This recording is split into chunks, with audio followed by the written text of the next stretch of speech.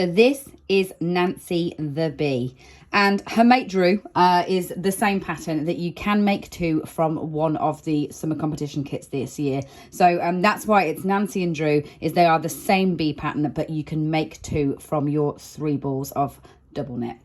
So what I want to do in this video is show you all the techniques that you'll need, especially if you are totally new to TOFT patterns, but you're joining us with this one for the summer competition. And she has got lots of different techniques in her. So the way that it's made, and you do have a choice of colour when you choose your kit, so I'll just show you that there for a second. And this is my original, which is in camel with charcoal and cream for the wings. And actually I quite like the antennae when they're in the colour, the same colour as the head. This one's in contrast colour. This one here is in yellow, black and silver. So you've got choices between quite a few colours that you'd use for your main colour, which the head becomes, then different colours for your contrast colour, which is for your legs, and then different colours for your wings as well. So you can construct your bee kits as it suits you. Then what you're making is you're making a head, and the head is totally normal techniques for Ed's Animals patterns. So if you are someone that's made them before, you'll know what you're doing. If you're totally new to TOFT patterns, then go and watch the other kind of basic videos to do this one. You're doing 6 stitches in a ring, so like a magic circle technique, and then just using your normal double crochet stitch to make that head. I will, as a reminder there for all the Americans, also say that I use British terms in these patterns. So this is the British double crochet stitch, which is the US single crochet stitch. And that's the stitch that you're using for the main pieces, so for the head and the abdomen and the thorax. So once you've made your head, put a little bit of stuffing in it like that. And what we want to do is sew that to a point. So just do a few stitches like that.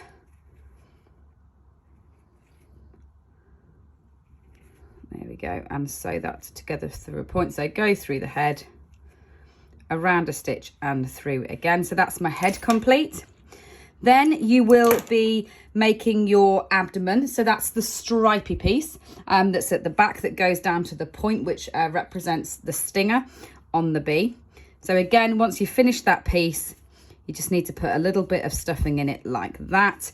And this is a basic colour change, so you can go and watch a video on that if you want to, where you're moving between 2 colours, just doing a 1 by 1 stripe.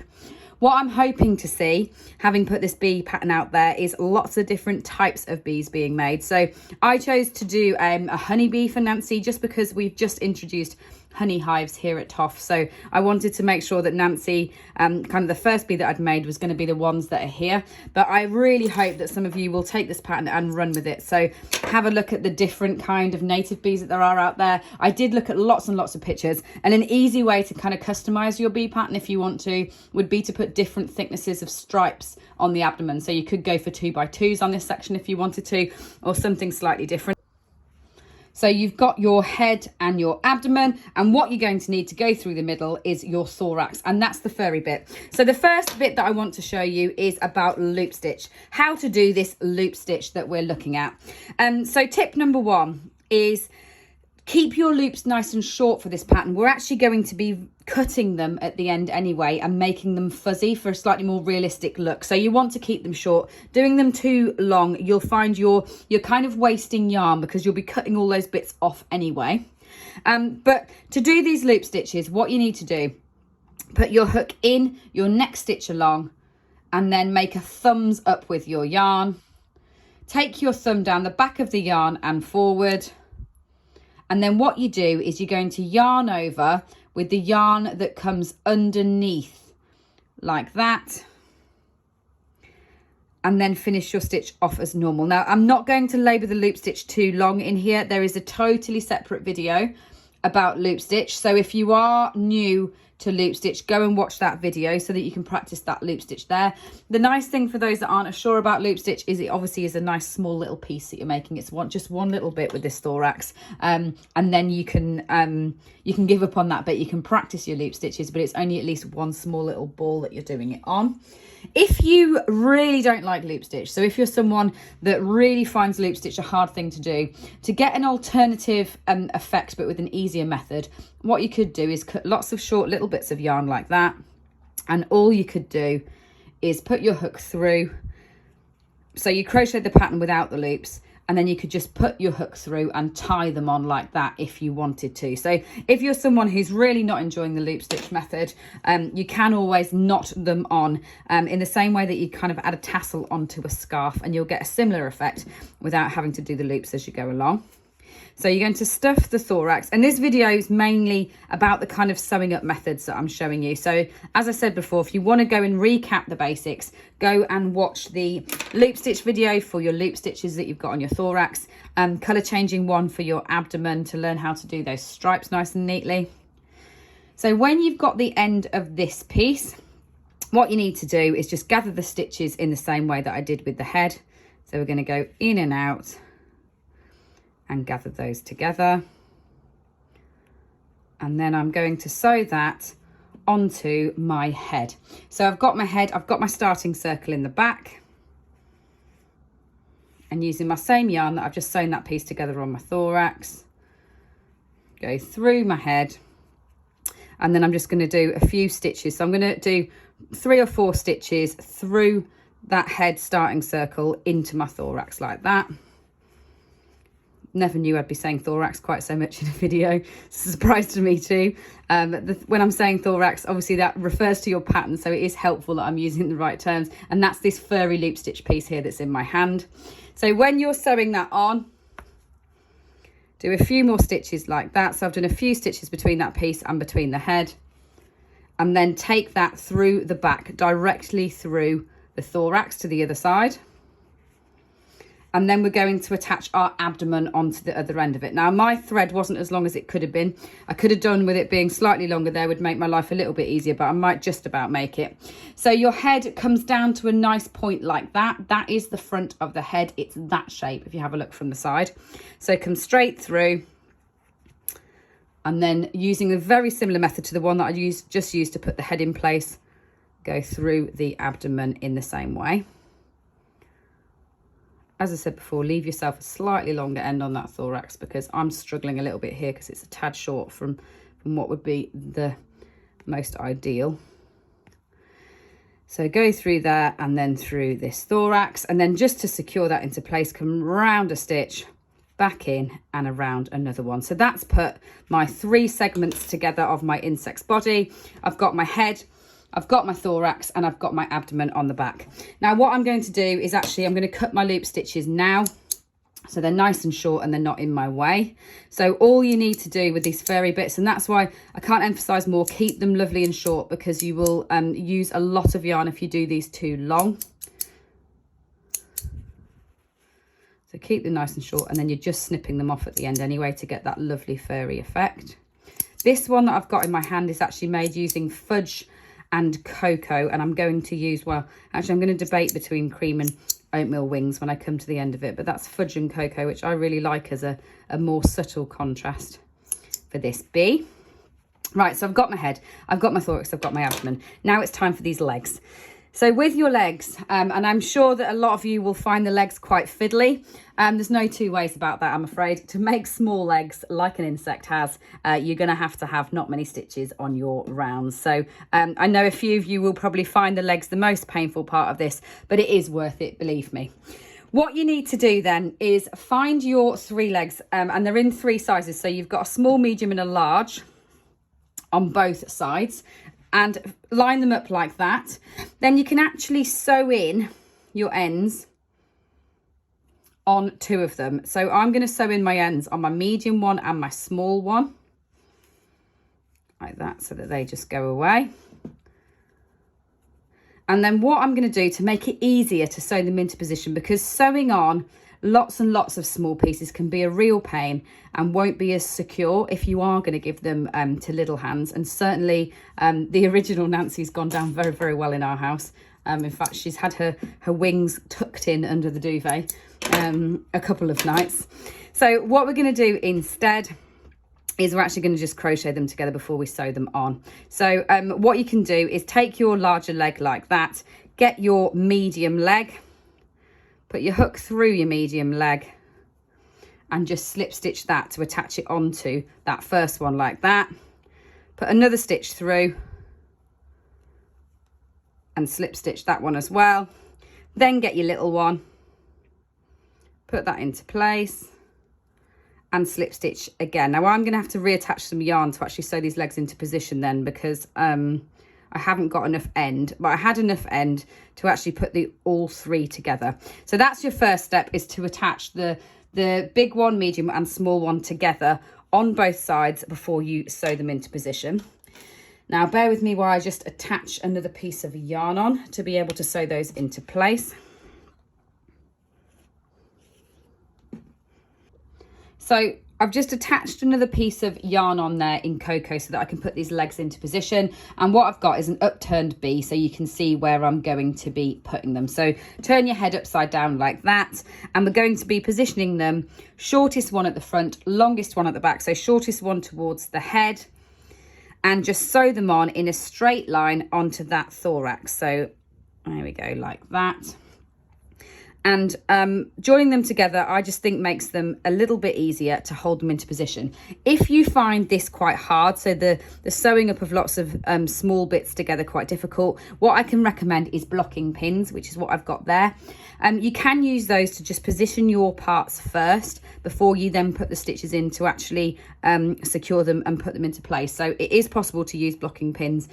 Just make sure that you've definitely removed them all, obviously, before they might be given to little people, etc. Last thing you want is a pin injury. So you attach 3 onto that side like that. And then all you need to do is do the same thing that I've done and repeat that process. So you've got your small, medium and large.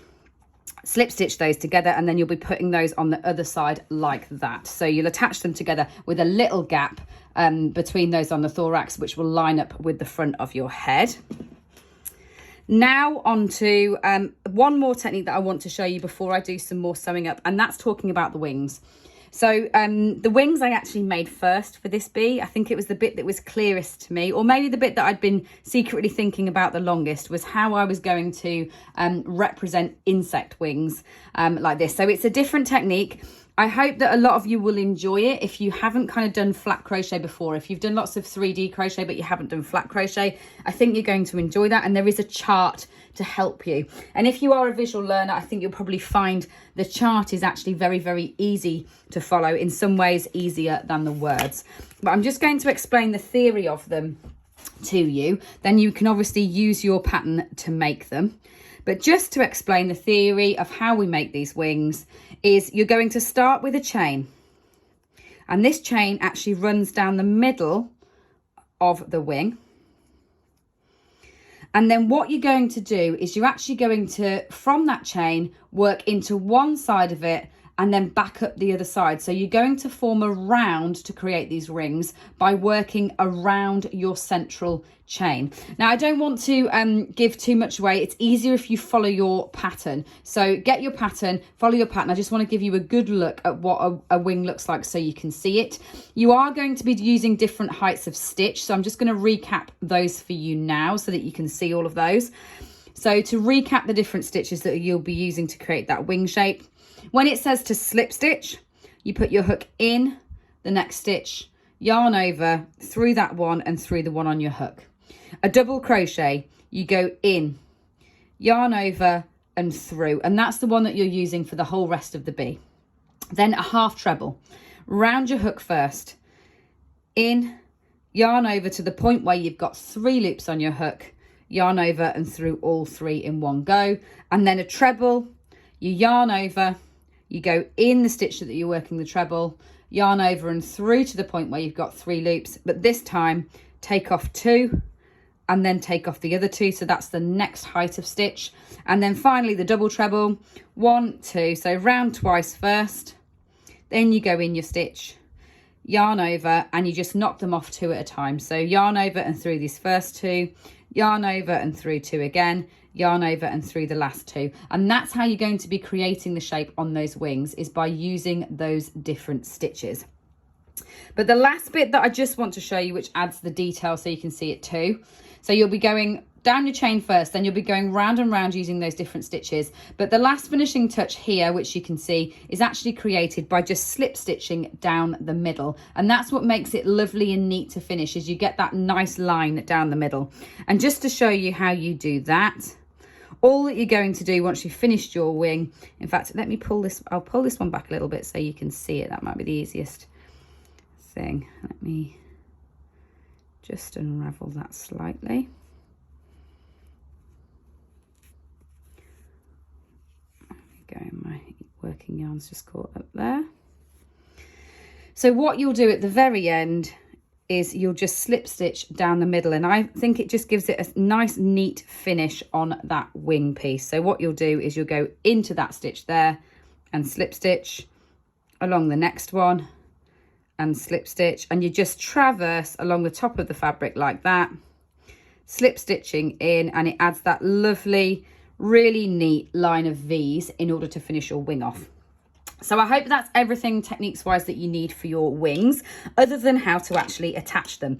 But before we do wings, I'm actually going to talk about the eyes, because the eyes are probably the thing that characterizes this bee more than anything. And the eyes took me forever to make a decision on how I was going to do it. So before I came to the final Nancy pattern, this bee has had a lot of different eyes, believe me, to get here. But this was me settling on ones that were cute, that were easy to put on, that weren't too fiddly, and that were appealing for all.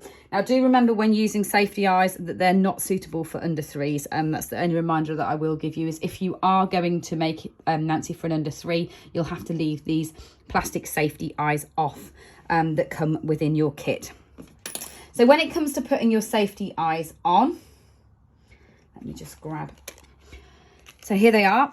So the backers will have been pushed on just to the first notch. So they might be a little bit tight. They'll probably vary. Some might be loose, some might be tight. But if they're just beyond that first notch, you can still pull them off. You might just be a little bit more rough with them. Need to be a little bit more rough with them to pull the backs off. So you've got your safety eyes like that. And you've created your 2 patches. There we go. And so what you need to do first is sew with the end through that first one, and that will just neaten up that oval to be a nice shape before we sew it into position. And then you need to push your safety eye through the circle. Now I'm holding that up to the light there so that you can see you're not going through your central 6 stitches. You're actually coming just slightly down from them there, and that will offset them, so you've got a larger patch at the back and the eye sitting in the bottom corner. I found that that was the cutest way of doing it. Then you've got to push your backer on and push it right on so it's really up close to the fabric and it's totally firmly attached. Then do the same on the other side.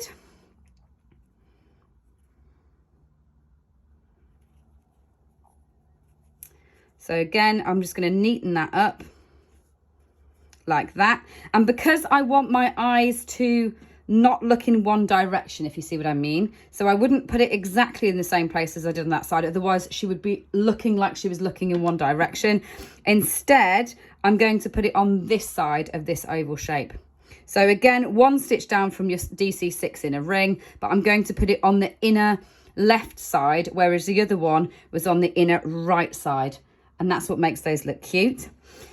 Then sewing them into position, sew them in the same way that you would normally sew a patch on. So in the same way that you might sew a panda's patch onto an eye, we're going to use that same technique where we back stitch around. But all you've got to do first before you do that is line the back of your safety eye up with a hole in the fabric and quite forcefully push that in. So you want that back bit to go in between the stitch, which will just actually quite nicely hold your eye in place for you too while you sew it into position. So push it in like that, and then you're going to back stitch around the edge of the patch. So you go into a stitch, miss a stitch and come up through one over here like that, then drop back down into that stitch, miss a stitch again and come up over there, and you just travel all the way around the edge of that patch like that. That way you keep all the stitches in the contrasting yarn within that patch, rather than finding that you've got kind of Frankenstein style stitches going into your other colour. It gives you a nice neat edge when you sew a patch on. So you're going to go all the way around the edge like that, and that's going to secure that eye into position.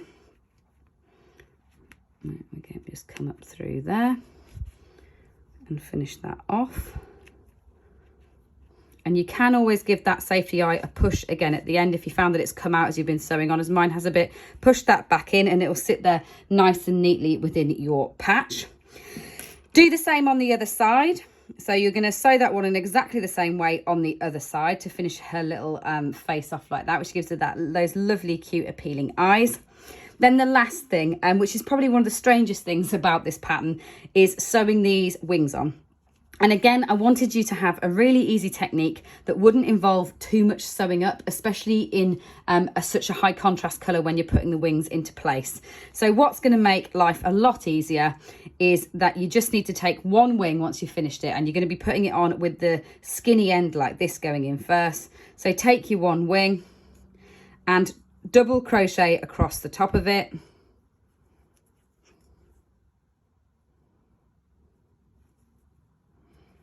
Like that. Then get your other wing, again the pointed end rather than the rounded end, and double crochet across the top of that one.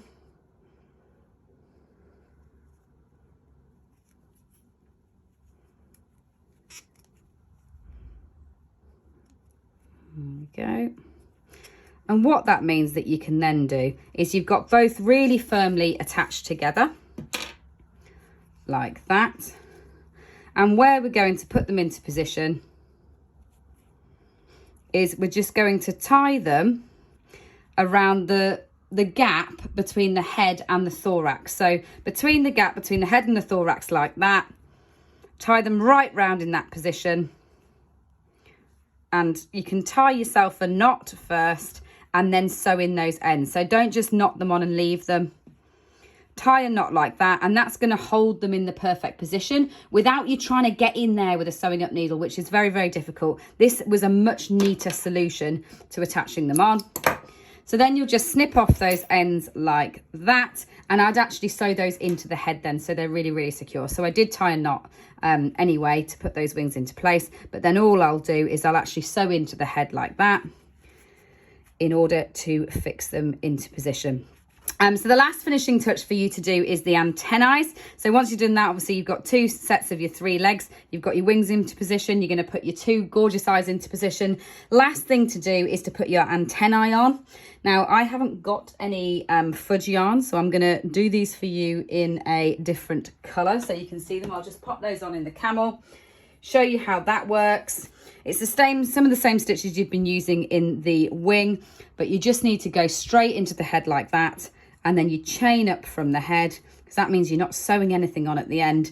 And then you just crochet back down that chain to put that antenna in position like that. So again, follow your pattern as stated in your pattern, but you come back down your chain like that and just slip stitch into the bottom again. And that's one antennae done. I will just show you that because I want to make sure you've got that as well. So come down like that, and then you can just slip stitch into the bottom again. Then you break that yarn off and you sew those ends in and then work your second one. But as I said at the beginning, the antennae, they're two separate bits, and you can choose which colour to do those in. So they look great if they're the same colour as the head. They actually also look great if you do them the same colour as the wings, is quite nice. Or you can go for your darker contrast colour with those as well. So I hope you enjoy making Nancy's. I'm very, very excited about the summer competition this year. I've already know that we're going to have a lot of fun sharing pictures of flowers. So all you need to do once you've finished your bee, and you can make two if you wish, but each entry only needs to have one bee in the picture.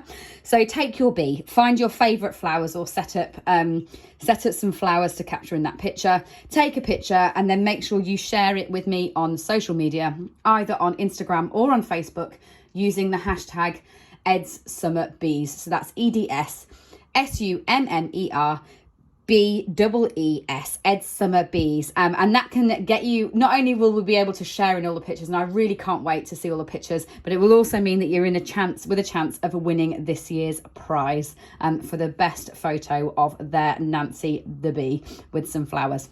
Thank you very much, and I can't wait to see them.